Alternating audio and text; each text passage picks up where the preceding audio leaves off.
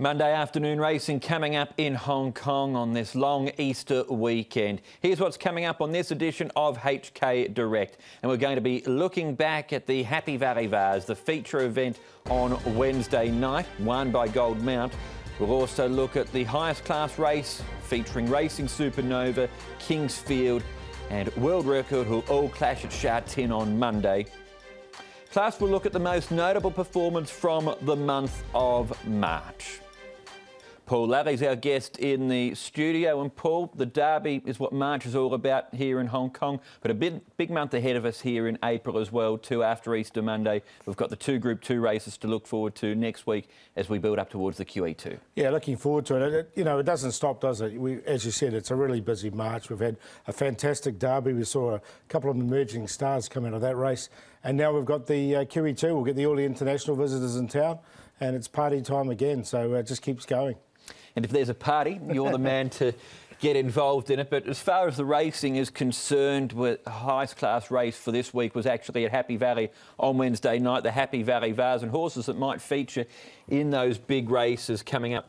This one, Gold Mount, and also this one just ahead of him, Eagle Way. Terrific ride, though, by Alberto Sanna to guide Gold Mount to victory. Yeah, one of the top 10 rides of the season, no doubt. When we do feature that towards the end of the season, I'm sure it's going to feature. He didn't panic. He came on the inside.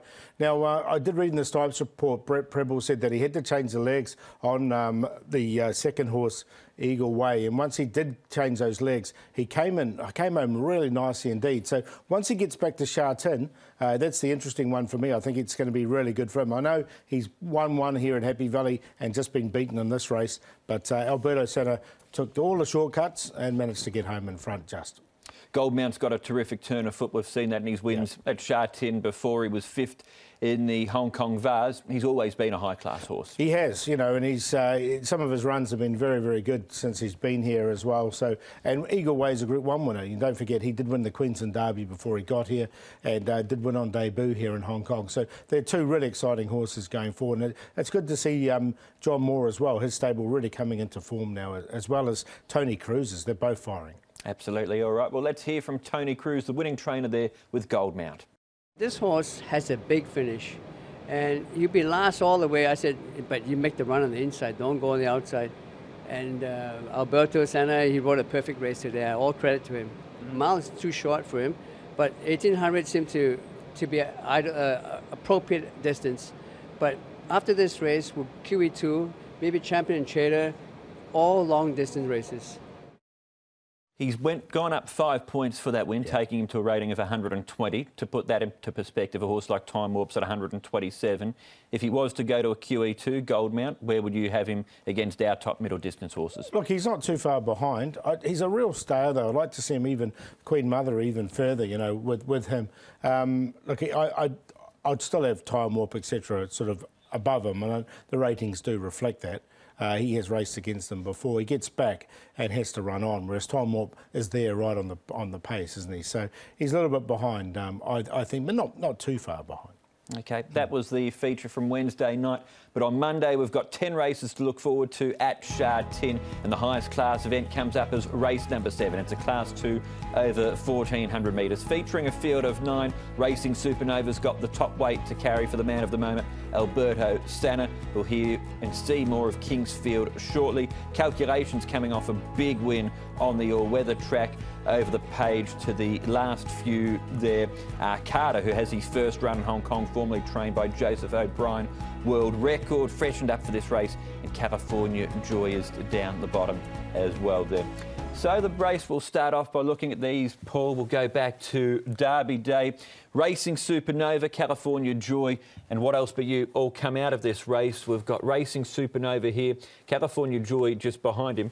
Really like the way that What Else But You closed off at what was his first run from a long break. Yeah, he was against the trend too, because a lot of the horses were sort of winning from the front, and the actual winner, People's Night, was right on the pace here. Now, he did miss the start a couple of lengths. He's got now barrier 1. Joe Moreira jumps aboard as well. As you mentioned, he's got that right under his belt. His track work during the week's been very good. I think he can overturn the tables here on Racing Supernova, who went within an inch of winning himself in this race. But I think he's a major player as well. But I think What Else But You, his best work there was the last 50 metres. Just looking at his form, he won 3 3 times last season. What else but over 1,600 metres? Yeah. Do you have any concerns over the 1,400? No, not at all. Just I think because he's quite fresh, second up, I think 1,400 metres probably ideal for him. Eventually he'll get back up to the 16. He did win them in a row too, so once he does hit form, he keeps his form, and that just shows that he's lost none of it fresh up. Okay, well, one of the strongest form references in this race, Kingsfield is here, but the horse right behind him out the back is Pinghai Star. That form's worked out pretty well. Yeah, not bad, is it? With Pinghai Star being one of the rising stars, obviously. He had his own way in front here, Kingsfield. He's got barrier 7. He might just have to work a little bit with calculation in the race as well to get across. Calculation's outside him, so he just might take him on a little bit and soften him up. I still think he's a good chance in the race, but I've got a couple ahead of him, I think. Super consistent.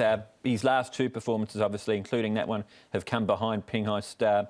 Wasn't too far off Pingwu Spark earlier on in the campaign. Yeah. He's been beaten by some very good horses, and he's already a winner this season. He's a strong front runner. If calculation wasn't in the race, then I'd be a lot more keener on him. But with calculation in there, I can just see him softening him up a little bit. Field of 9, we've touched on a few of them. Is there anything we've missed? Look, I don't mind world record as well. You actually did talk about him earlier on. I thought him coming into the race fresh, he hasn't raced for almost 2 months, so I think he's a really good chance. But what else but you against the trend? I've got him on top to beat world record with the lightweight.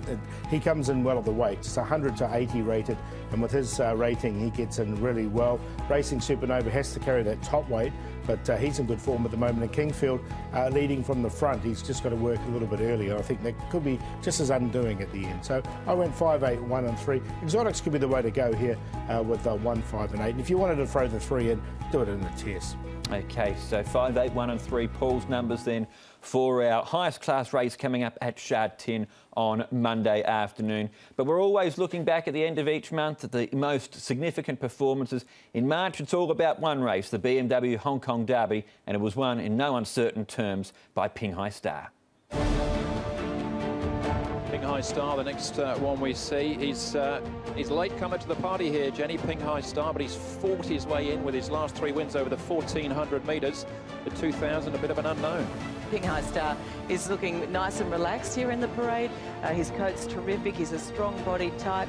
He's a very talented horse, and I do like his overall strength in those hindquarters as well. So he's looking well. The big query is will he run it out, but he does look well. Hong Kong's most coveted race for 4-year-olds, and they're off in the Derby. Here's Pinghai Star emerging. Pinghai Star racing up the Singapore Sling. They got to the golden age. Pinghai Star tearing away with the Derby. John Size produces a masterpiece with Pinghai Star. He's just a high-quality horse with a very good turn of foot. When you get on him, you know, he's a big, solid, strong horse, very powerful underneath you. And, you know, he was great fun to ride.